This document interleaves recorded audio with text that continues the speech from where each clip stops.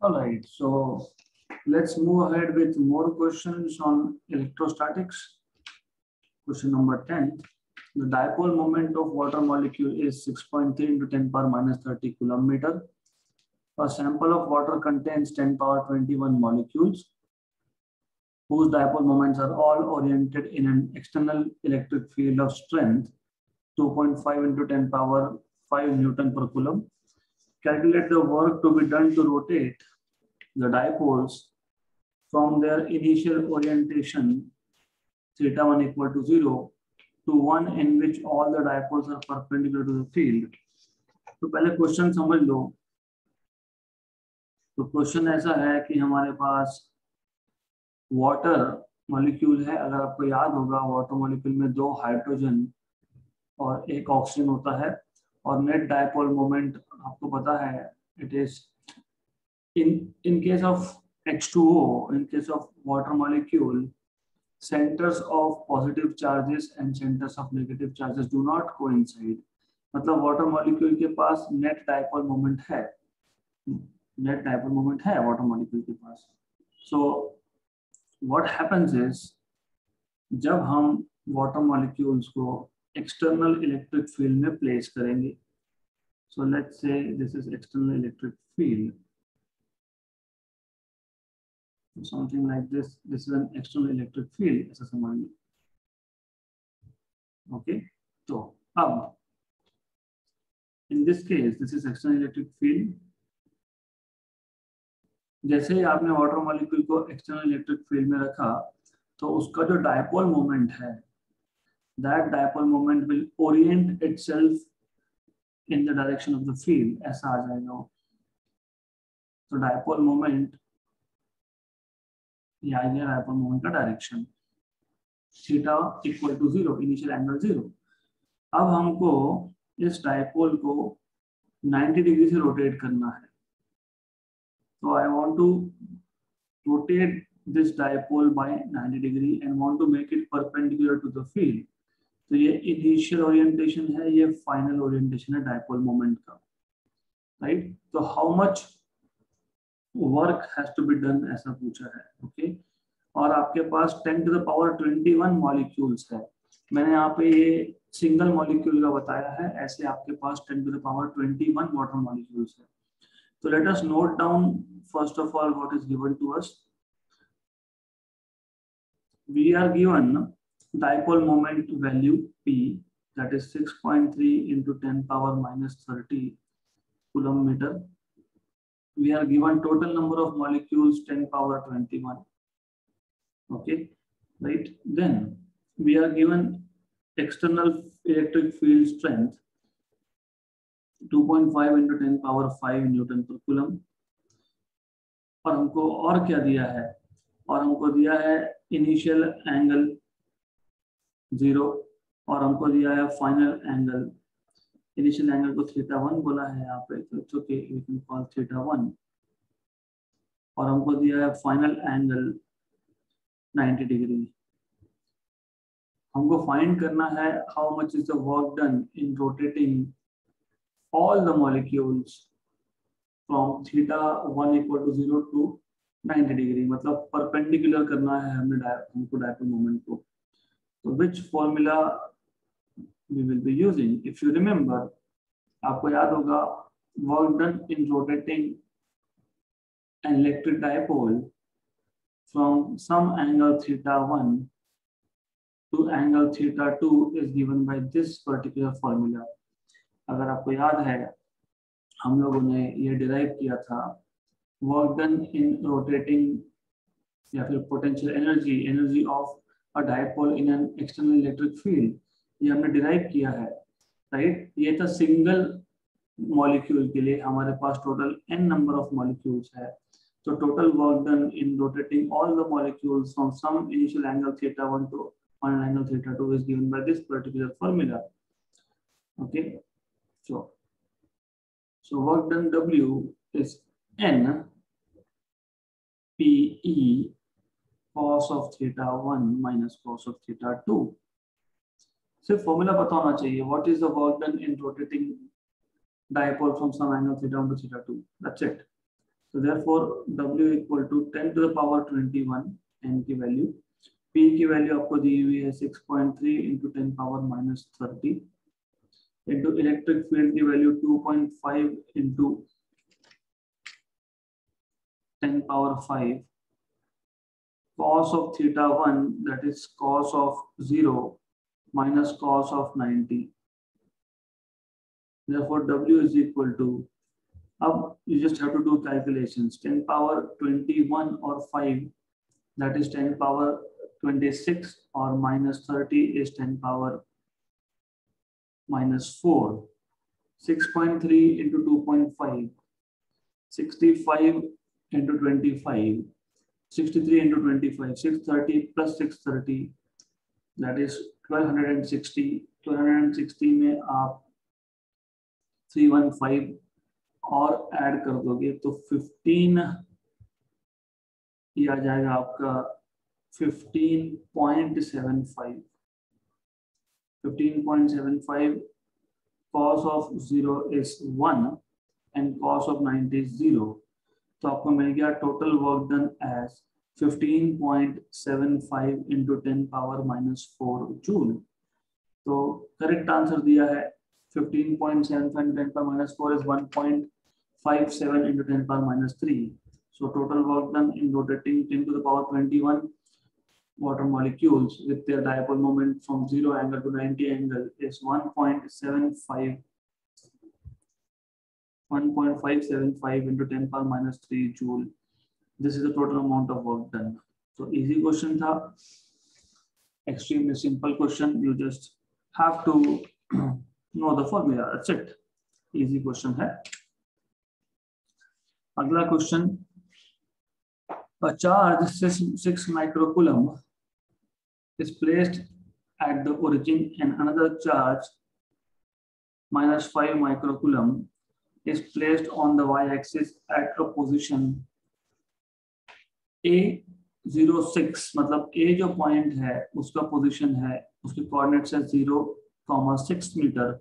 मतलब ये डिस्टेंस 6 आ गया, ओरिजिन से A पॉइंट तक का डिस्टेंस 6 आ गया. ओके, और दूसरा चार्ज है charge 6 microcoulomb is at origin and another is at point A. ठीक है, ओरिजिन पे 6 माइक्रोकूलम है और A पॉइंट पे -5 माइक्रोकूलम का चार्ज है. That's it. ओके, ठीक है.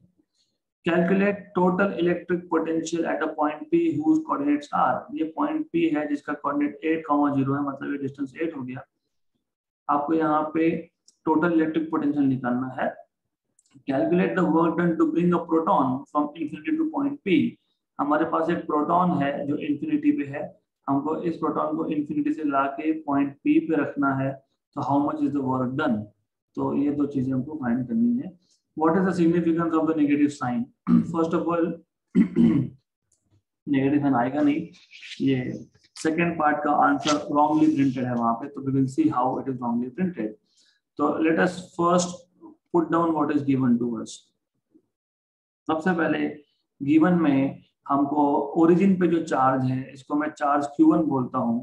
origin पे जो चार्ज है उसको हम बोल दो charge Q1. Okay, that is equal to 6 microcoulomb. 6 microcoulomb मतलब 6 into 10 power minus 6 कूलम. ए पॉइंट पे जो चार्ज है मैं ऐसा बोलता हूँ charge at O. That is good. Charge at point A is -5 microcoulomb, मतलब -5 into 10 power minus 6 कूलम. ये आपको दिया है. ओके, अभी आपको डिस्टेंस भी पता है. Distance between origin and A is 6. Distance between origin and P is 8. तो आप बेसिकली ए और पी पॉइंट का डिस्टेंस फाइंड कर सकते हो, क्योंकि एपी ये हाइपोटेन्यूज हो गया. तो you can find out, therefore you can से डिस्टेंस बिटवीन एपी स्क्वायर है ना, distance between AP square is ROA square plus ROP square. क्योंकि जो एपी है ये हाइपोटेन्यूज है इसके लिए. Therefore you have RAP is equal to root of ROA square plus ROP square. So you have this as under root of ROA is 6 square and ROP is 8 square, 6 square is 36, 8 square is 64, 36 plus 64 100, 100 का root है 10, तो आपको मिल गया ये 10 metre. तो RAP आपको मिल गया 10 मीटर, ये सब मीटर में ही है, मीटर में। ओके, तो now you know distances as well, आपको डिस्टेंसेस भी पता है अब।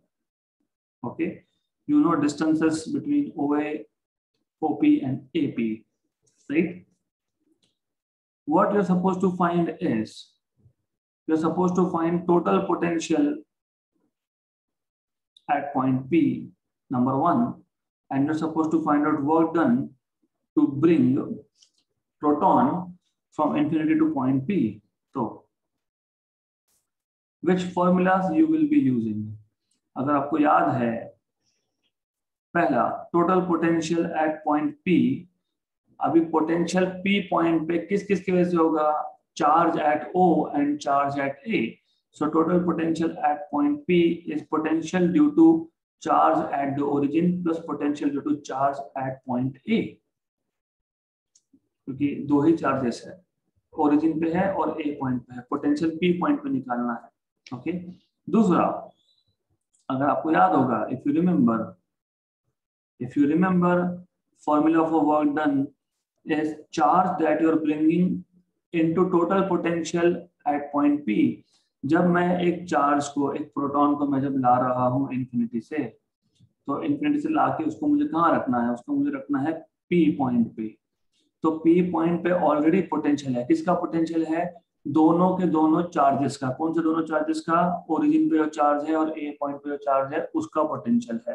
तो work done is charge that you are bringing in multiplied by total potential at that given point. Okay, due to जितने भी चार्ज होंगे, यहाँ पे दो है तो दो चार्जेस का potential. Okay, good. So now just a minute.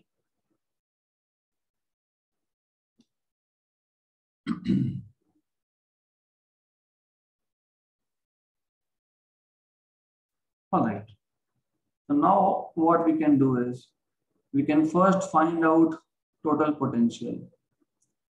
Total potential at point P is potential due to charge at O plus potential due to charge at A. Potential का फॉर्मूला आपको पता है, 1/4 pi epsilon 0 charge at O upon distance between, कौन से point पे potential निकालना है? P point पे। तो distance of that point from the given charge मतलब OP। Okay, plus 1/4 pi epsilon 0 charge at A पे जो चार्ज है उसका डिस्टेंस P पॉइंट से, क्योंकि P पॉइंट पे पोटेंशियल निकालना है, तो RAP, इसलिए मैंने RAP पहले ही फाइंड करके रख दिया। तो यहाँ से आप 1/4 पाई एप्सिलॉन 0 कॉमन निकाल सकते हो। Charge at O upon ROP plus charge at A upon RAP। Okay, so this is 1/4 pi epsilon 0 और इसकी वैल्यू आपको पता ही होती है 9 × 10 power 9। So this is 9 × 10 power 9। Charge at point O कितना है? Charge at point O 6 microcoulomb, 6 × 10 power -6। Distance of O and P was 8. ROP 8 था distance. You see, this was 8. Okay. Minus क्यों? क्योंकि charge at A is -5 microcoulomb. Upon RAP this is 10. ये 10 आता है. So अभी हमने find किया that this value is 10. So you should know this. Okay. So now take out what common you can take. So सबसे पहले this is 3/4, 3/4. This is 1/2. Okay, 10 power -6 को बाहर निकाल लो, 9 × 10 पावर 9 × 10 पावर -6 बाहर आ गया, 3/4 बचेगा। 3/4 is 0.75, -1/2 is 0.5, तो 0.25 आ गया ये। तो आपको मिल गया 9 × 10 पावर +9 and -6 10 पावर 3 × 0.25। ओके, तो यह आ जाएगा आपका 9 × 25 × 10, क्योंकि यहाँ के 2 पॉइंट डेसिमल और यहाँ पे 10 पावर 3 एडजस्ट कर लिया हमने। 25 9 is 225, तो 2250 volt of potential is there, right? या फिर इसको आप लिख सकते हो 2.250 × 10 पावर 3 वोल्ट, मतलब 2.25 किलोवोल्ट। तो this is total potential eight point P। पहला पार्ट खत्म। तो let's see if they have given right answer. Yes, तो पहले पार्ट का आंसर हमारा करेक्ट है। Okay, so good.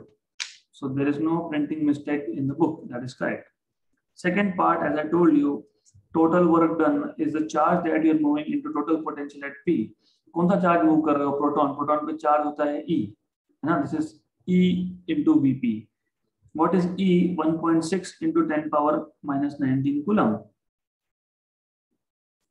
Into Vp कितना आया? अभी आपने देखा, ये आया 2250।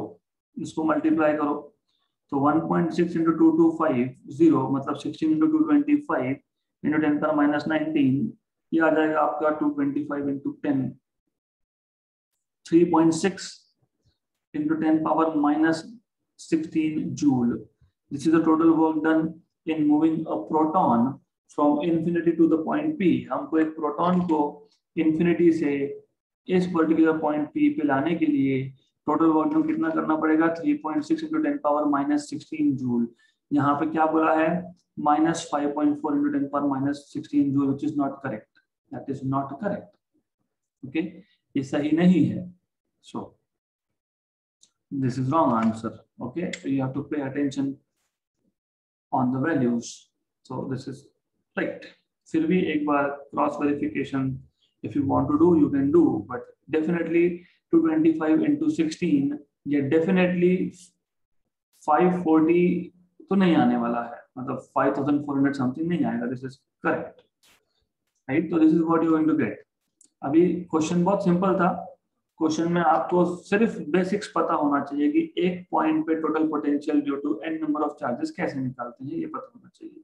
तो फॉर्मूला पता होना चाहिए, और आपको पोटेंशियल निकालने के लिए डिस्टेंस आर ए पी भी निकालना पड़ेगा। आर ओ ए डिस्टेंस तो आपको दिया ही हुआ है, आर ओ पी डिस्टेंस भी आपको दिया हुआ है इन द क्वेश्चन इटसेल्फ। तो आपको सिर्फ पाइथागोरस थ्योरम अप्लाई करके you are supposed to find out AP distance. Okay, that's it. Next question, question number 12. In a parallel plate capacitor with air between the plates, हमारे पास parallel plate capacitor है जिसके plates के बीच में air है। Each plate has an area of 6 into 10 power minus 3 meter square. Plate area दिया हुआ है। The separation between the plates is 2 mm, ये भी दिया हुआ है। Calculate the capacitance of the capacitor. If the capacitor is connected to 100 volt supply, what would be the charge on each plate? How would charge on the plate be affected if 2 mm thick mica sheet of dielectric constant 6 is inserted between the plates while the voltage supply remains connected?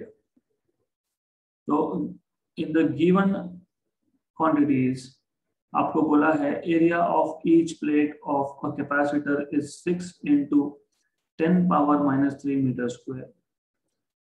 Plate separation distance between two plates is 2 mm. That is 2 into 10 power minus 3 meter. Okay. आपको find करने के लिए बोला है, you're supposed to find out first. You're supposed to find out first capacitance C. Second, charge if V is 100 volt. Third, how would charge on the plate be affected?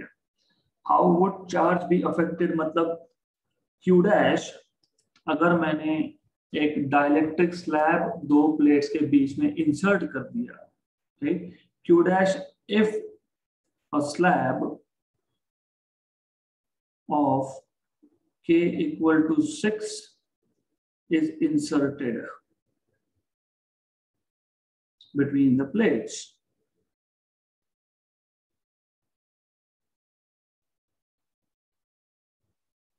Right? तो ये आपको तीन चीजें फाइंड करनी है। Okay, so formulas are pretty simple.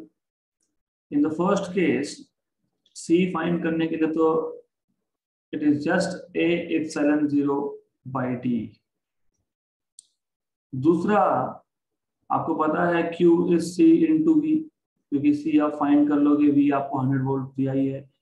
तीसरा, in the third case आपको बोला है what is charge in presence of dielectric slab, तो Q dash is C dash into V, where C dash is nothing but, आपको पता है जब आप डाइलेक्ट्रिक स्लैब इंसर्ट करते हो दो प्लेट्स के बीच में, तो capacitance becomes K times of C air, है ना, तो K times of C air into V ऐसा हो जाएगा, राइट, गुड। तो अगर आपको नोटेशन चेंज करने हैं तो you can just put C air here, कोई फर्क नहीं पड़ता है, C air and C air, right. तो सिंपल सा क्वेश्चन है, you just have to understand the question and remember the formulas. तो पहला case, capacitance in presence of air is A epsilon 0 by D। A की value आपके पास दी हुई है 6 into 10 power minus 3,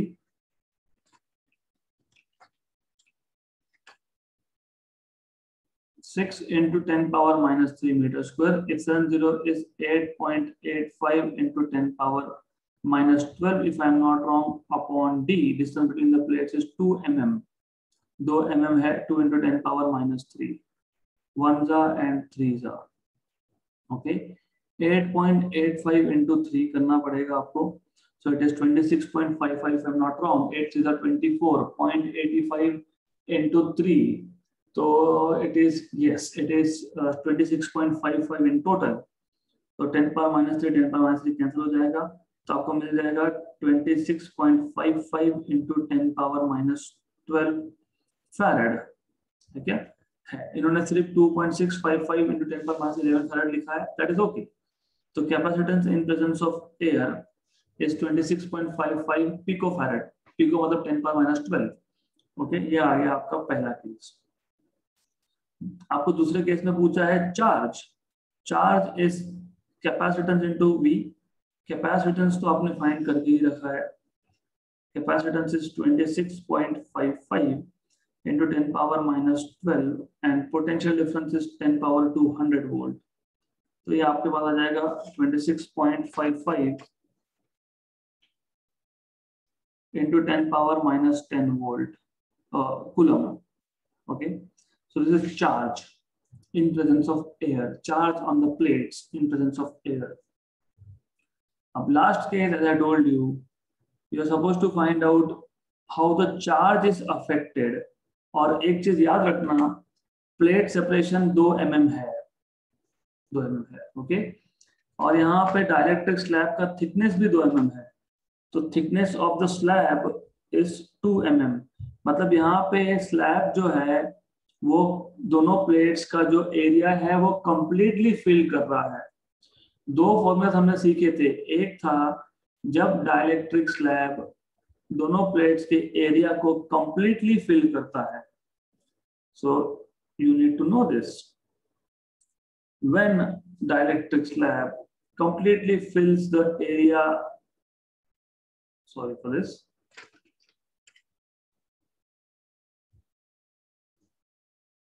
so just a minute, yes, so when the dielectric slab completely fills the area between the plates, इस case में new capacity is directly K times of C air, मतलब K A epsilon 0 by D। एक case हमने और देखा था जिसमें, तो जो ऊपर का केस है वो T इक्वल टू D है, where D is distance between plates, T is thickness of slab. दूसरा केस हमने देखा था जहां पे कैपेसिटर के जो प्लेट्स है और जो डाइलेक्ट्रिक स्लैब का थिकनेस है, this is T and the distance between plate is D, so there are gaps, मतलब जो डाइलेक्ट्रिक है वो completely रीजन को फिल नहीं कर रहा है, तो इस केस में न्यू कैपेसिटी का फॉर्मूला आपने देखा था A epsilon 0 by D minus T plus T by K, right. तो इमीडिएटली आपको ये देख के समझना चाहिए कि T equal to D, distance between plate is 2 mm, thickness of the slab is also 2 mm, मतलब slab is completely filling the area between the two plates, और इसीलिए हमने ये फॉर्मूला स्ट्रेट अवे ऐसा लिख दिया K इंटू सी एयर. तो Q dash is K into C air into V. K, if I am not wrong, 6 value दी है उन्होंने, डाइलेक्ट्रिक कांस्टेंट की वैल्यू उन्होंने 6 बोला है. सी एयर अभी अभी आपने फाइंड किया 26.55 into 10 power. Actually in reality आप इसको ऐसा भी लिख सकते हो, K इंटू क्यू लिख सकते हैं ना हम लोग. 6 इंटू क्यू, क्यू तो अभी अभी फाइंड किया आपने 26.55 into 10 power minus 10. So after doing calculations, you will get this to be equal to, this is simple thing, this is 19 point something, 19 nahi, 159, 26.5 into 6 is 159 point something, 159.3 into 10 power minus 10 ऐसा आएगा answer है क्या, 15.93 into 10 power minus 9 coulomb. So that's it. This is how you are supposed to solve this question. So question में कुछ नहीं था. It is simple, extremely simple type of question. There was absolutely nothing in this question. Okay? तो आपको सिर्फ ये समझना है how to solve this particular question, and you need to know the formulas for that. That's it. Next question, question number 13 and last question of this your electrostatic chapter. So this is the last question. Okay, so let's solve this question. बहुत easy question है. Just a minute. Let me just find out where I kept my calculations. Okay, so find the equivalent capacitance between P and Q. Given area of each plate is A, separation between plate is D. तो ऐसा है, first of all, there are two cases. Case number 1, क्योंकि आपको दो diagram दिए हैं. अब problem कहाँ होता है? प्रॉब्लम ये होता है कि हमने थ्योरी के टाइम पे हमने प्लेट्स को ऐसा दिखाया. ओके, अब हम प्लेट्स को हॉरिजॉन्टल दिखा रहे हैं, कोई फर्क नहीं पड़ता है. Doesn't matter if you show plates vertical or if you show plates horizontal, doesn't matter at all. तो ऐसा है. So you have these two plates of capacitor and total distance between these two is D. दोनों plates में जो distance है वो D है.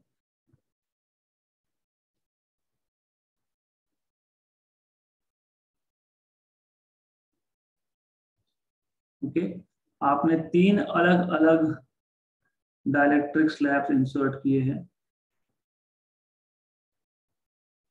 So you inserted 3 different dielectric slabs.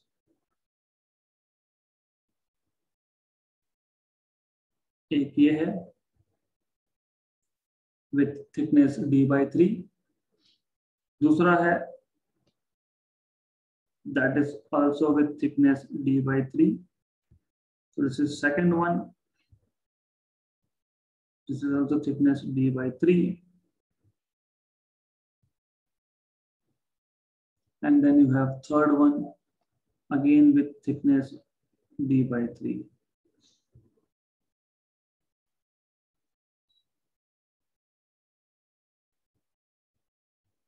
तो ऐसा है.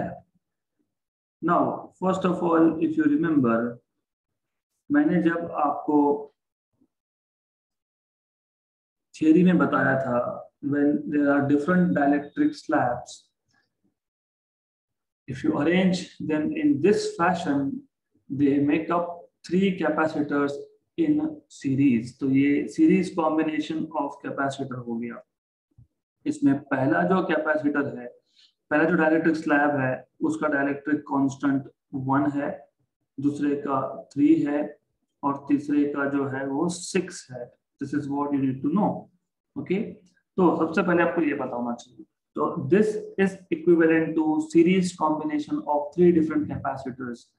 हमने ये थियरी में ऑलरेडी लिया है. So this diagram can be modified like this.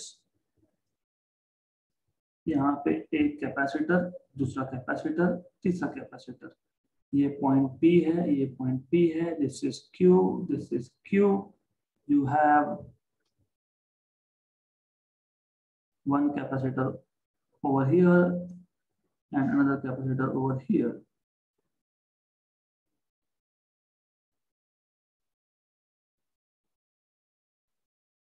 So these are three capacitances in series.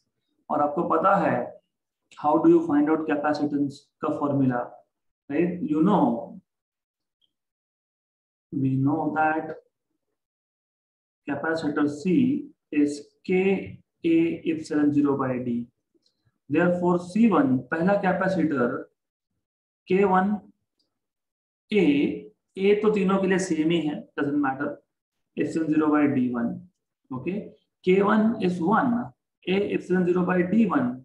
Dielectric constant पहले का कितना है 1, तो ये आ गया आपका C1. तो C1 is A epsilon 0, equation number 1. Similarly C2 will be K2 A epsilon 0 by D2. K2 की वैल्यू 3 है, A epsilon 0 by D, अच्छा D या D by 3 है, I'm sorry for this, D1 is D by 3. हर एक dielectric slab का thickness D by 3 दिया है, look here, it is D by 3, so I am sorry for this, ये this is D by 3, this is D by 3 and this is also D by 3, तो ये D by 3 आएगा, तो 3 ऊपर जाएगा, right? So this is 3A epsilon 0 by D. This is capacitance C1. Okay, right. Then K2 into A epsilon 0 by D2 is C2. Okay, तो K2 की value 3 है, A epsilon 0, D2 की value वापस से D by 3 है, तो ये आपको मिल जाएगा 3 into 3A epsilon 0 by D. कुछ नहीं है, 3 को सिर्फ ऊपर न्यूमरेटर में भेज दिया मैंने, that's it. तो 9 लिखने की जगह 3 into 3 लिखा है, क्यों? क्योंकि this is 3 into C1, correct? C1 क्या था? ये C1 था, तो 3 into C1 आ गया. Similarly C3 is K3 A epsilon 0 by D3. K3 कितना दिया है? 6 A epsilon 0 D by 3. Okay, तो इसको लिख सकते हैं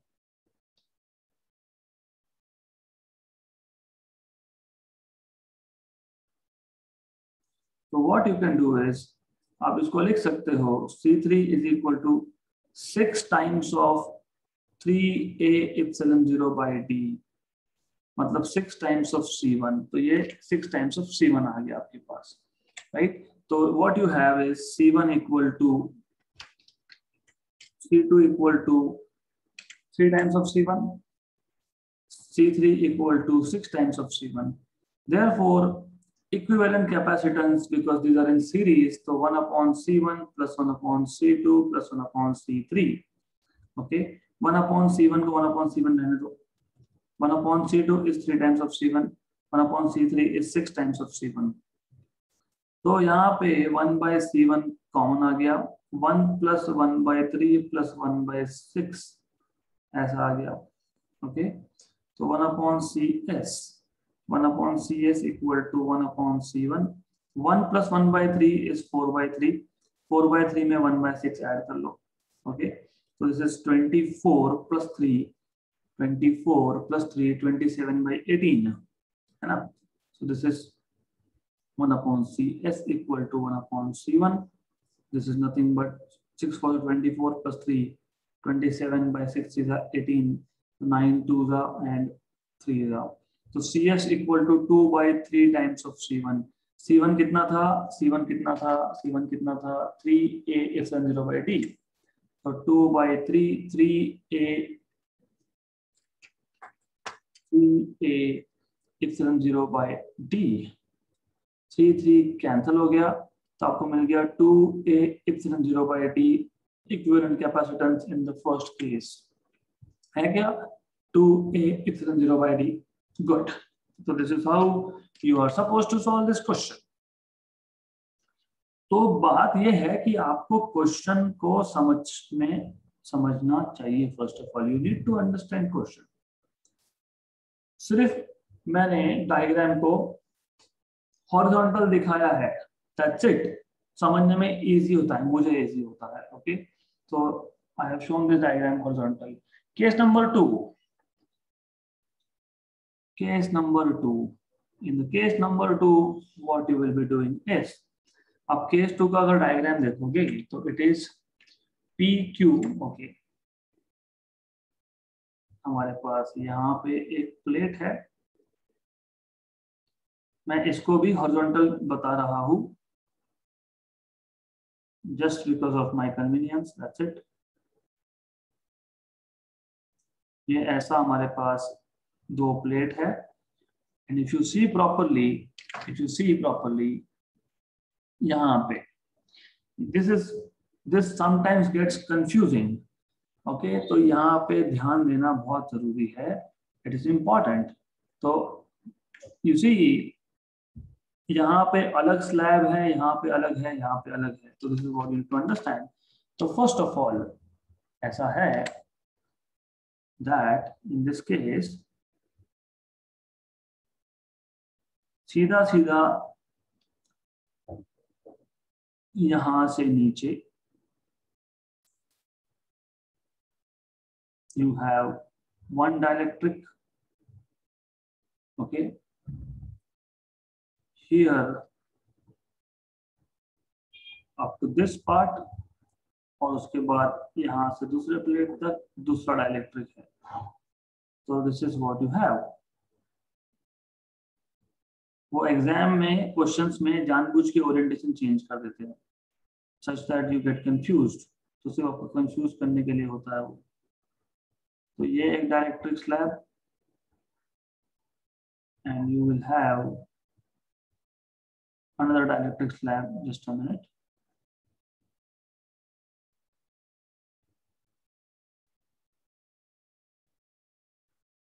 Okay.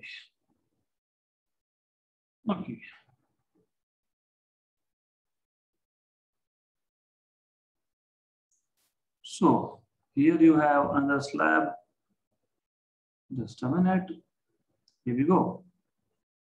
यहाँ पे हमारे पास और एक स्लैब है, तो टोटल 3 स्लैब्स है अलग अलग।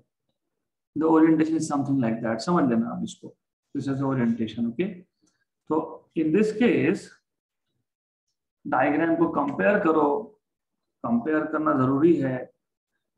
ये हाफ डिस्टेंस तक है, ये d/2 डिस्टेंस तक है, ये भी d/2 डिस्टेंस तक है, राइट। और इफ यू सी प्रॉपरली, अगर मैं यहाँ पे P पॉइंट ले रहा हूँ, यहाँ पे Q पॉइंट ले रहा हूँ, if you look at this diagram properly, तो ये हो गया आपका K2 = 3 एंड K1 = 4 नीचे है, एंड K3 = 6 यहाँ पे है,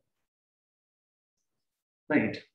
तो if you remember theory, I told you कि जब एरिया डिवाइड होता है, पहले केस में एरिया डिवाइड नहीं हुआ था, distance between the plates d/3 d/3 d/3, this is series combination. जब एरिया डिवाइड होता है तो पैरेलल होता है, तो ऊपर के जो दो कैपेसिटर है, these two are in series, तो ऊपर के जो दो कैपेसिटर है these two are in series, इनका प्लेट एरिया a/2 है, नीचे का जो है इसका प्लेट एरिया a/2 है। तो इसका इक्विवेलेंट डायग्राम कैसे आएगा, पहले ये समझना जरूरी है, how to draw equivalent diagram here. तो ये डायग्राम आप ऐसा दिखा सकते हो, P से लेके Q, ऊपर there are 2 capacitors which are in series, नीचे एक है, तो ultimately you will get something like this. तो ऊपर 2 सीरीज में है, नीचे एक है, तो नीचे का एक C1 ऊपर के 2 के साथ पैरेलल में है, C2 and C3। This is how it is. तो आपको सबसे पहले तो ये समझ में आना चाहिए, यू हैव टू अंडरस्टैंड कि कौन सा पैरेलल में कौन सा सीरीज में। मैंने पहले ही बताया है आपको, जब distance between the plates division हो रहा है d/3 मतलब सारे के सारे slabs parallel to each other है तो सीरीज कॉम्बिनेशन होता है। यहाँ पे दो स्लैब्स एक दूसरे को पैरेलल है क्या? यस, तो सीरीज कॉम्बिनेशन होता है, right. D D D d/3 d/3 d/3 d/2 d/2 d/4 d/4 d/4 d/4। तो ऊपर के दो जो है वो सीरीज में है और नीचे के एक के साथ वो पैरेलल में, क्योंकि you need to understand area का डिवीजन, एरिया को हाफ हाफ कर दिया, तो हाफ हाफ एरिया को कर दिया तो वो पैरेलल में जाता है। This is what you need to know. So in any case इतना आपको बेसिक्स पता होना चाहिए। ऑलराइट, सो देन थोड़ा सा टफ जाता है ये, but you need to understand, आपको थोड़ा प्रैक्टिस करना पड़ेगा इसका। Now you can say here, पहले पैरामीटर लिख लेते हैं हम लोग। क्या क्या पैरामीटर है आपके पास? एक, thickness of first slab is d, of course it is d, okay. तो d1 इक्वल टू d है, d1 इक्वल टू d है, k1 इक्वल टू 4 है, okay. d2 equal to d3 equal to d/2 है, t thickness of second and third slab is d/2, k2 की value 3 है, k3 की value 6 है। This is what you need to know from the diagram. तो ये आपको पता होना चाहिए। तो this is what you have, right. तो अब आपको कैपेसिटेंस निकालते आना चाहिए। K(0/d) ये जनरल फॉर्मूला है, दिस इज जनरल फॉर्मूला। तो C1 कैपेसिटी आपके पास आएगी K1 A(0), A1 (0/d1). Area के बारे में लिखा नहीं हमने, एरिया भी लिखना पड़ेगा। A1 is A/2, A2 is also A/2 and A3 is also A/3। तो एरिया तो सबका हाफ हाफ ही है, A/2, राइट। तो K1 की वैल्यू 4, A1 की वैल्यू A/2 (0), D1 की वैल्यू D है, D1 की वैल्यू D थी ना, D1 की वैल्यू D थी, यस। यू सी, पहला dielectric slab it is filling up the whole space, तो D1 की वैल्यू D है। गुड, तो ये आपको मिल जाएगा C1 इक्वल टू 2, क्योंकि ये 1 जा ये 2 जा, 2A(0/d), ये C1 आ गया आपके पास। C2 will be K2 A2(0/d2), K2 की वैल्यू 3, A2 की वैल्यू A/2, D2 की वैल्यू D/2, करेक्ट। गुड, तो by 2 गया, तो ये आपको मिल गया 3A(0/d). Similarly, C3 is K3 A3(0/d3), K3 is 6, this is A/2, (0), this is D/2, cancel, तो ये आ गया आपके पास 6A(0/d), मतलब ये आ गया आपका 6 को मैं लिख सकता हूँ 2 into 3, yes, 2 into 3A(0/d), क्योंकि ये आ गया आपका 2 times of C2, this is 2 times of C2. According to the diagram, C2 and C3 are in series.